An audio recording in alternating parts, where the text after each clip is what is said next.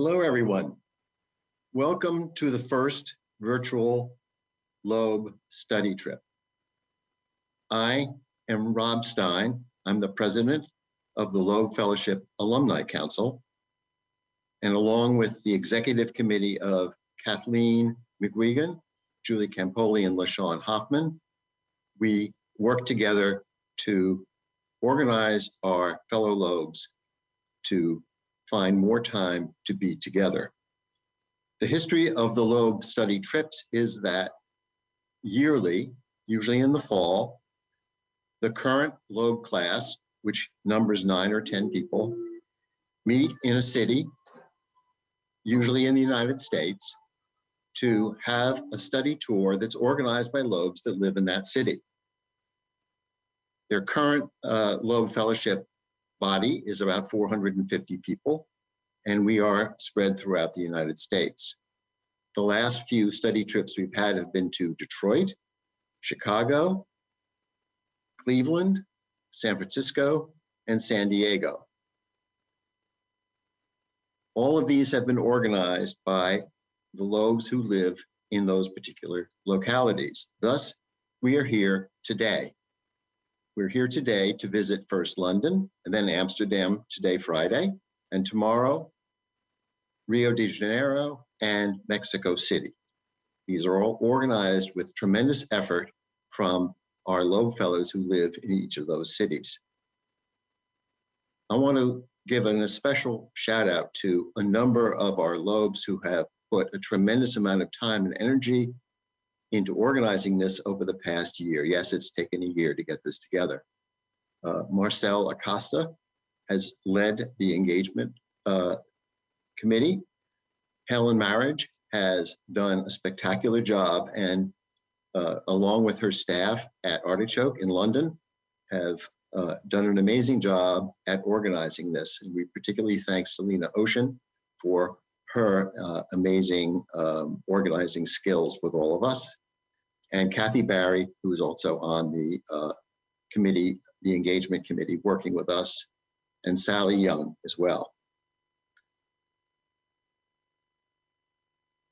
When I think about this study tour, I think about something my daughter said when she was very little and went to Europe and saw the bathrooms there. And she said, they're the same, only different. And to me, that phrase has always resonated because as we go around the world, we're all the same, only we're also different. And so here we are in a Loeb study tour that's the same as our ones in the United States in person, only unfortunately, we're not together. But we're lucky that we have Loebs who have spent the time and energy to show us the inside of their cities, not the cities that we might see if we were tourists, but rather the cities that Loebs know and love, along with esteemed panelists who are professionals and government officials in those cities. Between the sessions today, we're going to have a breakout session, and Virginia Prescott, who is moderating our panels today, will tell you more about that, and also at the end, when you are free to either mingle with some of the other people watching the show or go off and get a cup of coffee. And with that, I will now like to introduce our leader, the curator of the Loeb Fellowship, John Peterson. Thank you, Rob. This is a really great event and very excited to see how this unfolds. As Rob mentioned, this is a trip that we have every year in person to a domestic city in the United States. So given the challenges that this pandemic has posed to us, these alumni have taken the opportunity to expand this trip internationally for the first time, which is a wondrous thing. I want to thank those fellows, which is a great expression of who we are as a fellowship, who are sharing their cities. Helen Marriage, who of course has been mentioned as part of the organization of this whole event, Tracy Metz and Nikhil Van Ursel, Washington Fajardo, and Soraya Segu. Thank you for putting so much love and attention into this, and I so look forward to sharing your city with you and the rest of us who are able to join today.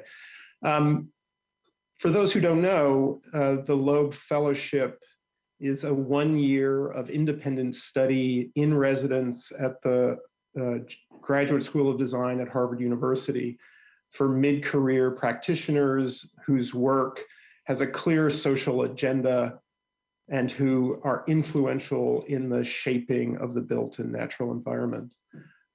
We take quite seriously the expression of diversity in the broadest sense. So Loeb Fellows come from all over the world. They come from a vast variety of different backgrounds, held together only by a desire to create a better urban, rural, and natural environment, and who have the chance to expand their knowledge and expertise through a year of study here at the GSD. With that, I want to introduce Virginia Prescott to kick off this event. Thank you very much for joining us. Hey there, everybody. Really, really glad to be here, and welcome to Global. For this trip, you don't have to make a name tag. You're not going to have to get on a bus or a plane or even pack. But this is a global audience, so the sun is over the yardarm somewhere. So day drinking is allowed, even encouraged for this trip. And there will be, as Rob mentioned, plenty of opportunities to socialize. So this is your chance to just enjoy this trip. And I know you're going to have some ideas to share and probably some questions. You can type them into the chat that's at the bottom of your screen. Please do make them brief. And I would really like to try to integrate as many into the conversation as it's going on as possible. So please don't hesitate to do that. But we're going to leave some dedicated time for Q&A at the end of our panel following our first trip to London with Helen Marriage, a Loeb Fellow from 2013. She is here to introduce This Too Is London. And hello, Helen. Hello.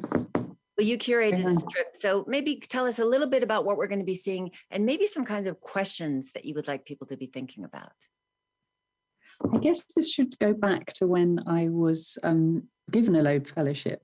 Nobody was more astonished than me, because I'd always assumed that the Loeb Fellowship was aimed at urban planners, architects, landscape designers, transportation people, and me being a sort of maverick impresario, it didn't seem necessarily that I would be ideal material. But what I shared in my application and what was recognised was the important, if not vital, contribution that that culture plays in the life of a city, informing, changing, revealing all aspects of city life, whether that's the communities who live there, the built environment, all of the things that make up our great cities. And London, I've lived in London for most of my working life. It's a city I love and hate in equal measure, mostly love, actually. And I've always wanted the Loeb Fellowship trip to come to London for real. But when this opportunity arose to create a virtual visit, it seemed to me that we would be able to very quickly give our friends and partners and colleagues across the world an insight into what 21st century London is like. I'm sure most of you have visited, and I guess that most of you have visited Westminster, the central areas of London, the places that tourists and visitors tend to go. But in the short film that you're about to see, and then through the panel discussion, we've called it This Too Is London, because what we wanted to reveal is the hugely wide variety of lives lived in this city, largely peacefully, intersecting really beautifully, and linked by a shared culture. As we have ripped ourselves away from Europe, which was something that Londoners voted against, as I'm sure many of you will know, I don't know about anyone else, but I feel that London has become a world of its own. All the nations of the world are represented here. When the Olympics came, I think there was a survey done to see who could host the incoming teams in 2012. And it was discovered that every visiting team was represented in a community in London. So it is a world, and it's a multicultural, diverse, beautiful, complex, extraordinary place. And I hope that through this hour and a half that you're about to see and the contributions of our panelists, you'll get an insight into this marvelous place that is London. Okay, take it away. We'll be back after the film to have a discussion with the panelists. This too is London.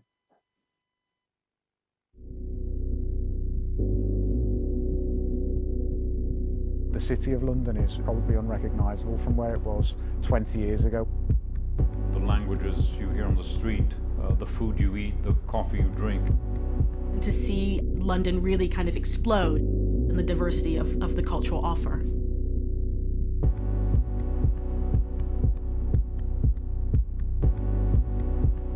Over the last 15 years, London has really changed in terms of recognizing the richness of culture that lies beyond central London. I think that evolution has been underpinned by a couple of things. Overground, which is actually a circle around London.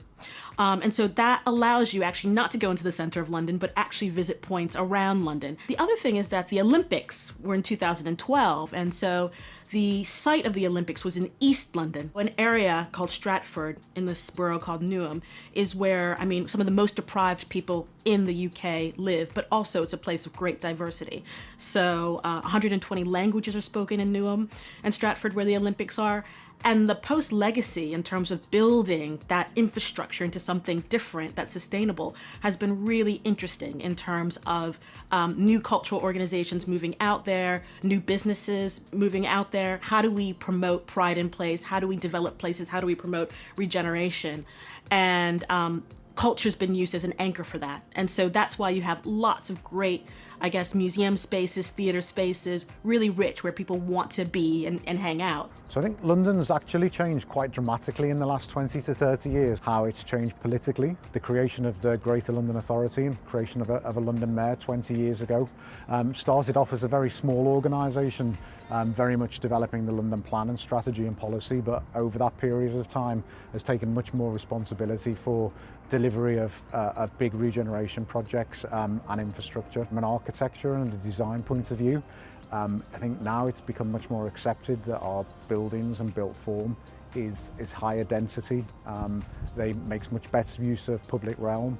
We have much higher buildings, so the city of London is probably unrecognisable from where it was 20 years ago, where perhaps we only had the Gherkin and now there's a real cluster of tall buildings. Public space has become much more enjoyable. More stuff happens, whether by design or just because people like to make more in, let's call it, a more continental type of way. And therefore London's become, in these last 30 years, more international but more cosmopolitan and richer in terms of its urban context. There are positives and negatives to the evolution and the effect that the growth in London has had over the last 15 years. People have much more access to quality lifestyle across London now because of that regeneration and because of the cultural offer that's out there. The hyperlocal has become a source of people's kind of life, and there's a huge pride of place that I think has come with the kind of explosion of culture across London. But with that, obviously, there are some downsides. As people move out of the city, housing prices go up, it's much more difficult to afford housing. London still remains one of the most expensive places to live, and wages haven't kept up with the inflation, with high prices, that type of thing. So you still have a great deal of disparity within London. The great thing about a bigger, more expansive city in terms of the cultural offer has done a lot to create microeconomies across London. And I think people struggle a lot with being able to afford to be in London and being able to have the lifestyle that they want. If you look at the centre of London, how the demography of the more poorer people has shifted to the closer to the edges of London, where it is now more affordable to live. And I think, again, if you think about from a business community perspective, we know that affordability of housing and business space is a really big issue in the city. And I think that's a real challenge, particularly for people in middle income type occupations. In some places, particularly in inner London, where you get people that are able to live there because they're eligible and live in social housing, and for people that are wealthy enough to buy the private housing, but for middle earners, it's a difficult place for them to be. The number of children in poverty in London has actually increased over the last 20, 30 years. I think the other thing to think about is that London is, like many other cities, profoundly unequal in its geographic distribution. If you're born in Westminster and you take the Jubilee line and you go 8 stops eastwards towards the Olympic site, let's say Stratford, you lose 1 year of life expectancy at every stop. So there's a 7-8 year difference in what someone of my age might expect to live to, depending on where you're born. So these inequalities are there, and therefore the issue of community relates to where you happen to be born and whether you stay there for the rest of your life or not.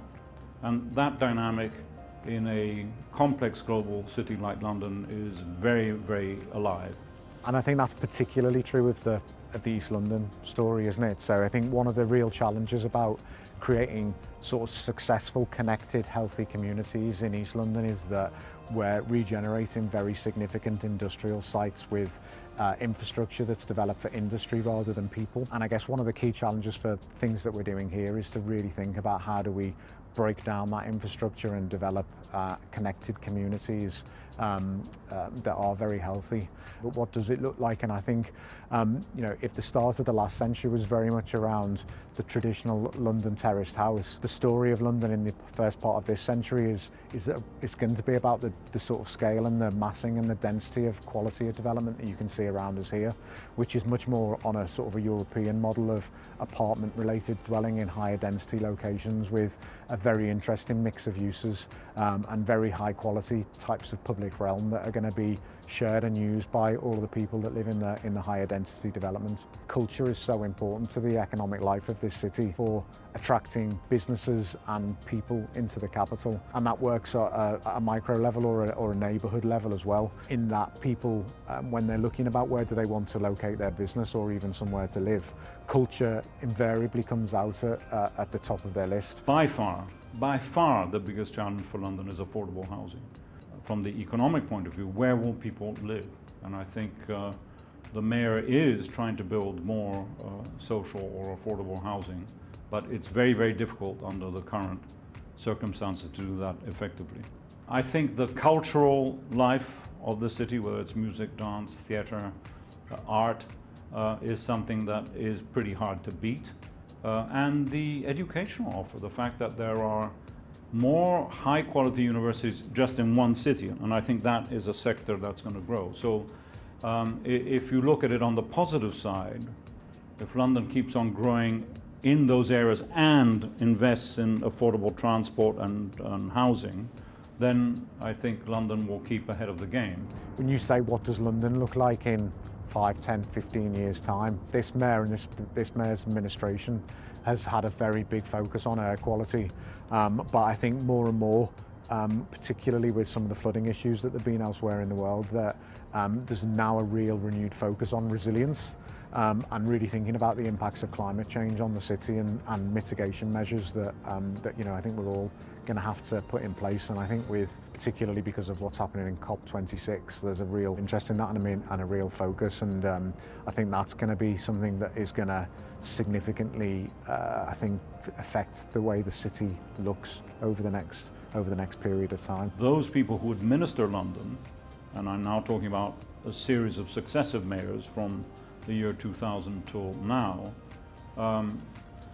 can do so much, but not further in terms of making the lives of people who find it difficult, to have enough money to feed themselves or their family at the end of the week. That has to come from central government subsidy. If things have been positive because London has been open, that's the slogan that has been used, right? And we now find that young people in particular, and young people say from, the rest of the world, frankly, find it difficult to come here unless, you have a visa and you have a certain income, etc. That is a massive risk to London's sort of DNA in terms of its demographic makeup. If we all end up only having sort of people born in London and growing old in London on the streets of London, don't think it's going to be as exciting a place in 20 years' time as it is now or has been. So the future of London, for me, is really about breaking down silos. You have a great financial district, you have great universities, and you have top-class culture. And I really think those are the ingredients to make something really, really great. I mean, the cultural sector really can drive everyday creativity, making us better in our work and better in our lives generally. I think within the university sector, it's really interesting to start thinking about how research can be used in everyday life, and engaging people in the research process can help people feel empowered to change the society around them. And then I think with the financial district and tech, there is the drivers, the financial drivers there that you need, the economic drivers there, really to bring that together to make it a really interesting and vibrant London going forward.